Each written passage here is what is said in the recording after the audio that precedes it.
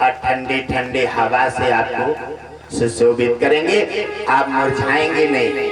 आप जज्बा के साथ ताली बजाएंगे। आप ताली में अगर एक हाथ उठाएंगे तो एक आशीर्वाद मिलेगा, और दो हाथ उठाएंगे दोनों हाथ से आशीर्वाद मिलेगा, और जज्बा के साथ अगर ताली बजाएंगे तो दोनों आशीर्वाद मिलेंगे लक्ष्मी और विष्णु के, जिससे तुम्हारे अनेक संकट हट जाएंगे और मनोकामनाएं पूरी होगी।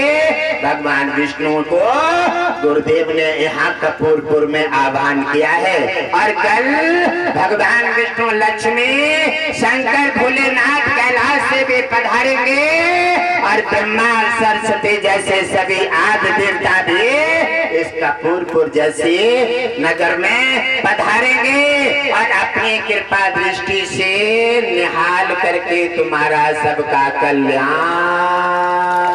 करेगा। गुरुदेव लक्ष्मी नारायण स्वामी सरकार की जय हो। मेरा मतलब है मेरे प्रिय परिवारजनों, मेरा देश पूरा परिवार है। मेरे परिवार में कोई पक्षपात नहीं होना चाहिए, और परिवार में देखो आस्था के साथ आए हैं, काफी दिन बाद आए हैं। भाव के साथ कार्यक्रम का आनंद लें, भाव के साथ कार्यक्रम का आनंद लें। और मुझे तुम्हारा कोई एक गिलास पानी की आवश्यकता नहीं है, एक गिलास पानी की आवश्यकता नहीं है। मुझे आपके किसी और सुख और सुकून की आवश्यकता नहीं है। आवश्यकता है आपके संगठन की, आवश्यकता है कार्यक्रम में आपके ताले की, आवश्यकता है आए हुए अतिथि का स्वागत की। आए हुए अतिथि आ रहे हैं आपके यहाँ। आप बड़े भाग्यशाली हैं, आप बड़े भाग्यशाली हैं। कहाँ कहाँ से सभी देवता, और कल यमराज भी पधारेंगे, और धर्मराज यमराज का दोनों को मैंने आमंत्रित कर दिया है। और कल से और फिर तीनों दिन कार्यक्रम में इनका यहीं पर स्थान रहेगा। हनुमान की आज रात्रि के 12 बजे के बाद ड्यूटी तैनात की जाती है, क्योंकि वो सेवक हैं, और जैसे राम के हनुमान सेवक हैं, और वैसे देश और समाज की बड़े तन मन धन से सेवा करके जन कल्याण करते हैं। हनुमान वीर पवन पुत्र के लिए भी एक बार जोर से तालियों का स्वागत कर देना चाहिए। बोलिए पवन पुत्र हनुमान की जय हो। अगर आपको स्वागत सम्मान लेना है प्यारे, तो सम्मान में पलक बिछा करके स्वागत करें। अगर आपको बड़ा बनना है तो पहले किसी को बड़ा बनाने की, बड़े बनने की सराहना करें। अगर आपको अपना पेट भरना है और घर में शांति लानी है तो पहले सबको खिला करके संतुष्ट करने की कोशिश करें। ये भगवान विष्णु का कहना है, और भगवान विष्णु धरती पर आ गए हैं आपका जन कल्याण करने के लिए, और आपका तमाम संकट हटा करके, गरीबी हटा करके रोग हटाएंगे, और घर घर में खुशियां ला करके तुम्हारा कल्याण। बोलिए अच्छे दरबार की जय हो। आइए मेरे महापुरुषों, आप अपना अपना आसन ग्रहण कर लीजिए। आसन अतिथियों के साथ आपका सबका स्वागत है, आपका आदर है, आपका ये स्वागत है कपूरपुर में।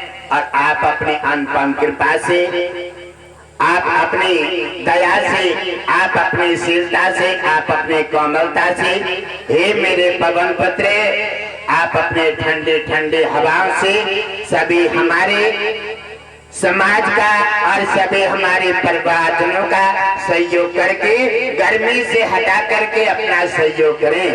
और सभी देवताओं के सहारे हमारा जो कार्यक्रम है, बड़े 4 दिन के कार्यक्रम में आनंद के साथ सभी भक्तों का उत्साह रहेगा, और सभी भक्तों के जज्बा के साथ, तालियों के साथ सभी देवताओं का सम्मान स्वागत लगातार करते रहते।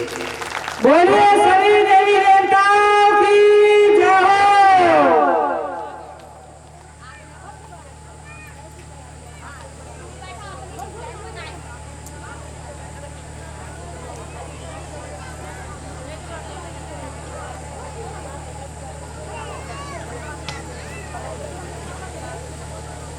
मेरे प्रिय परिवारजनों, गुरुजनों ने कहा था कि समस्याएं आते जाते बने रहते हैं और समस्या से जो डल करके भयभीत हो जाते हैं वो टूट करके मिट्टी में मिल जाते हैं।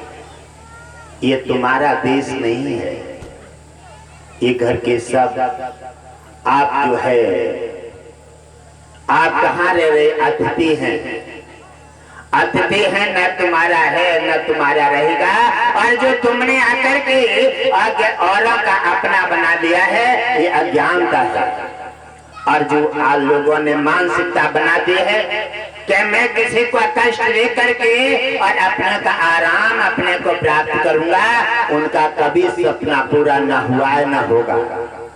देखो मेरे प्रिय परिवारजनों, हमारे रामायण में आती है राजा दशरथ। हमारे ये दो राजा थे, एक राजा दशरथ और एक राजा जनक।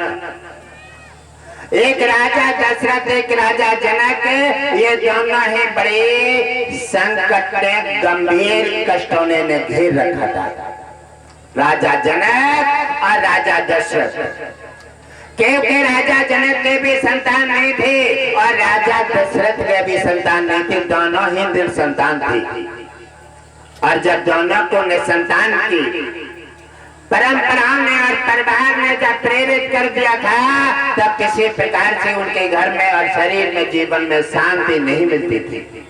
बड़े संकट की बर्दाश्त करते हुए भी परिवार का सही तरह से निर्वाह करते थे। और एक उन्हीं के समय में होता था दुष्ट, जिसका नाम था राजा रावण। राजा रावण ने, क्योंकि दुष्टाचारी का काम होता है हमेशा प्रहार करना और भक्तों का काम होता है दया करना।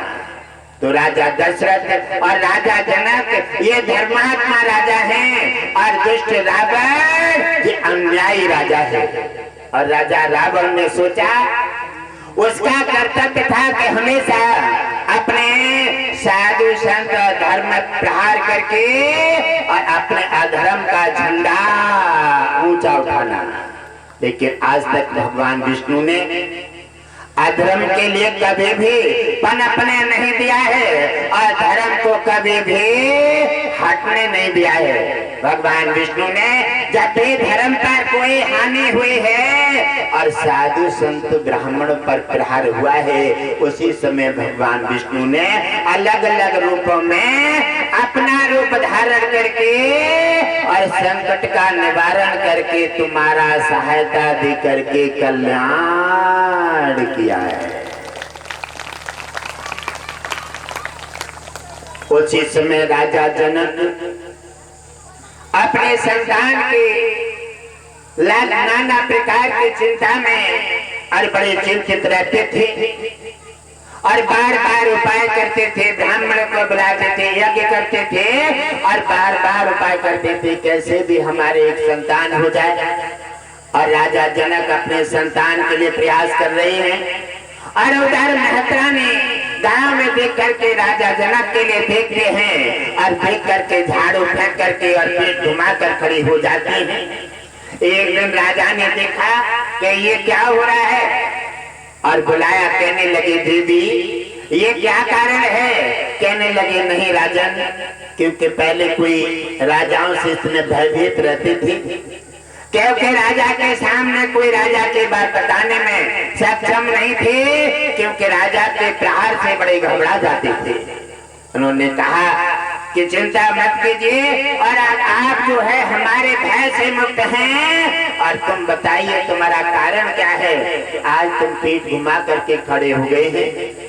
कहने लगे राजन, आप हमें आपसे भय लगता है, आपके संतान नहीं है, अगर हम मुख देख लेते हैं तो हमें भोजन पल्ले नहीं पड़ता है, ये कारण है। राजा जनक को सुनकर के बड़ा कष्ट हुआ और राजा जनक कष्ट में जाकर के और उस दिन अपने कचहरी राज पर नहीं गए और अपने महल में सारे दिन और शोक जनित बनाते रहे।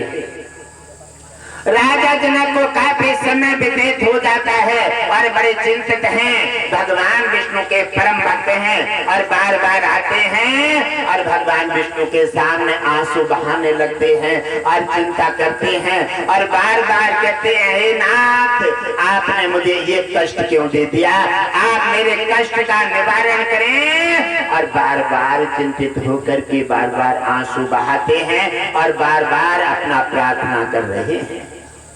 राजा जनक के भगवान विष्णु के पास सूचना दाखिल हो गई है और उधर राजा रावण ने अपना प्रहार का पिटारा खोल दिया है। राजा रावण ने अपने लेकर के सैनिकों को और जगह जगह भेज दिया है कि साधु संत ब्राह्मणों के अगर कर नहीं देते हैं तो रक्त निकाल करके और कर के रूप में इनका रक्त का भुगतान करें, इन्हें मार मार के गिराएं और धर्म से, यज्ञ से और भक्ति से वंचित करके और अपना अत्याचार का बोलबाला बढ़ाएं।